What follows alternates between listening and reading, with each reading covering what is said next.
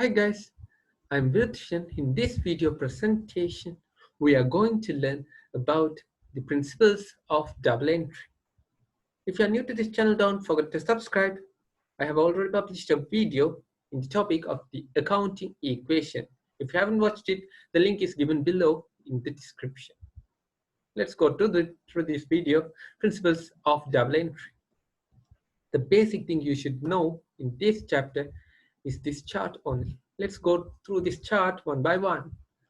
The first thing you should know, we can divide all the transactions in the business into two categories or two or three, basically. First of all, you should know what are they. The first one is asset.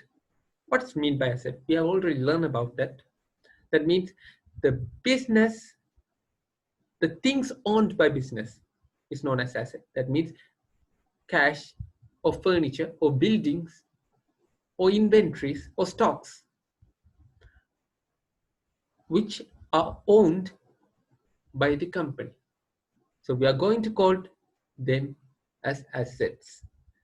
The things owned by companies. The next thing is you should know expenses. We have already learned about that. That means example, rent expense or light expense or heat expense. That means we are going to spend money for that. We have used it, so we are going to pay. So in this case, we are going to call that expense. The next thing you should know is income. Income, which gives the benefit for us. That means if I sell a pen for a person, he will give me $10. That means the $10 is income. So we are going to call the benefit from the customer or anything is going to call income. The next thing, we have already learned it, liabilities. That means we have borrowed $10,000 from my friend, so I should pay back to him a loan. So we are going to call that loan as liabilities. The next thing is capital. We have already learned about this too. The capital, the amount or the things given or introduced by the owner. I have already told this example in the previous video. I'm an owner of a shop that I'm going to invest $1,000 into the business. So the capital is $1,000. So in this case, we can divide these 5 types of descriptions. That means asset, expenses, income, liabilities, and capital. In this case, you should know only 2 items, debit and credit. Debit entries and credit entries. Principles of double entry. That means double entry, which is one is debit, the next one is credit, the minus side, and the debit is plus side. Let's take an example. If I buy a furniture for the business, the asset of the business is going to increase. The furniture is an asset, so the asset of the business is going to increase. So if there are any increases in the asset, we are going to give a debit entry. If there are any increases in the asset, we are going to give it the debit entry. The next thing you should know, if there are any decreases, if there are any decrease in the asset, we are going to give credit entry to that asset. Same thing for expenses. If there are any increases in expenses, we are going to give it debit. And if there are any decreases in the expenses, we are going to credit the account, credit the expense account. But for income, liabilities, and capital, we are going to credit if it increases. Income, liability, and capital, if they increase, we are going to credit its account. Like that, if they decrease, we are going to debit them. So these 5 things you should memorize. If asset expenses increases, we should debit the account, the relevant account.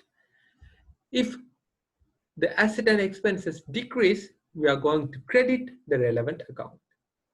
Like that, income, liabilities, and capital, if they increase, we are going to credit that account. If they decreases, we are going to debit that account. Don't need to struggle in this part. It would be very easy after this session. Let's go through one by one.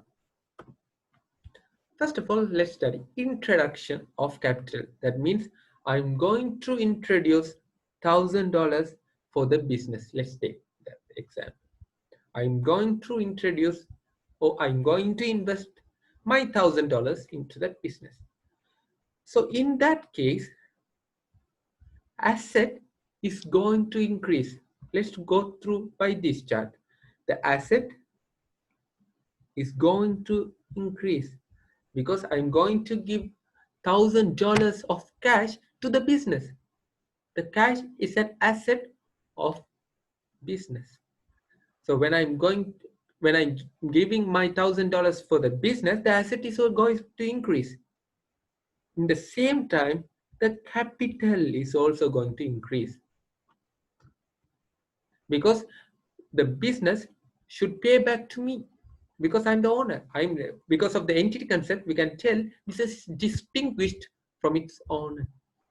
So in the same time, asset is going to increase and the capital is also going to increase. We already know when the asset increases, we are going to debit the entry. If the capital increase, we are going to credit the entry. So let's do that. When I'm introducing the capital, the asset is cash. The asset is cash. There are many assets, furniture or buildings or cash or inventories or stock. So in this case, the asset is cash. So I'm going to debit it because the asset is increasing, the cash is increasing. In the same time, the capital is also increasing. But according to that chart, if the capital increases, we should give the credit entry. So we should debit the cash account. At the same time, we are going to credit the capital account. So this is the first example. Let's go through another example.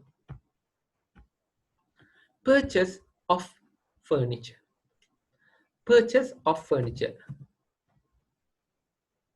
Let's look from this chart. Purchase from furniture. Purchase of furniture. In the case, the business money is going to decrease because business is going to buy furniture from its money, from its own money. I'm not going to spend the money for the business. I have already given the capital. In this case, in that second example, the business is going to buy furniture for him from his money.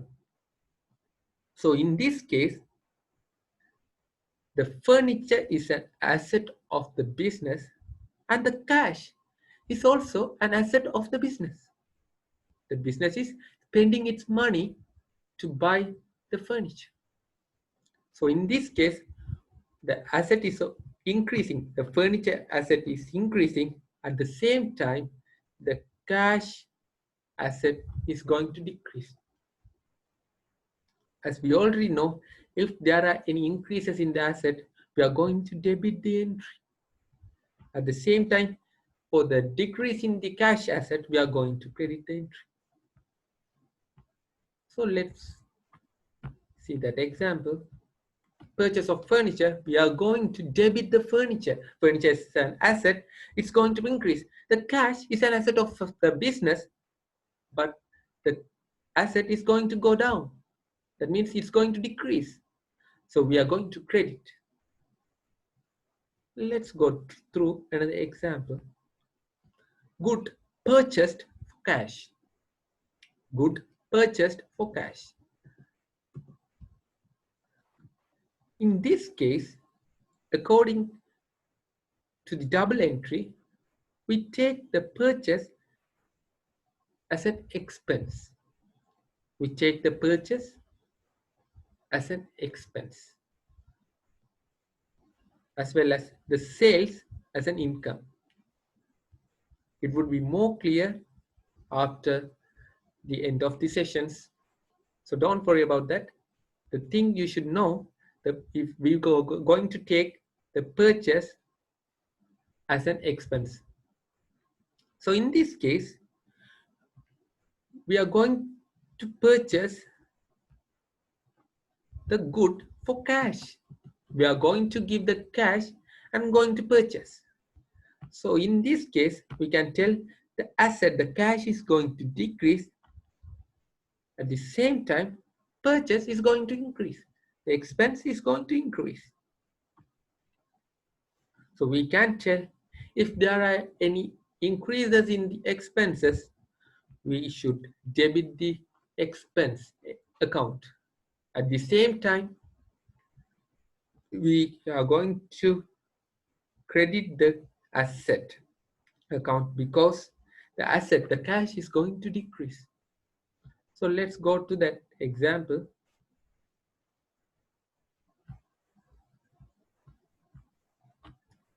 We are going to debit the purchase account because purchase is an expense account. When we are purchasing the purchase account, the purchase expense is going to increase. So we are going to debit the entry. At the same time, the cash account, the cash is going to decrease. The asset is going to decrease. If asset decreases, we are going to credit the account. So we are going to debit the purchase and credit the cash. I hope this video would be clear for you. So join with us for the next video. Thank you.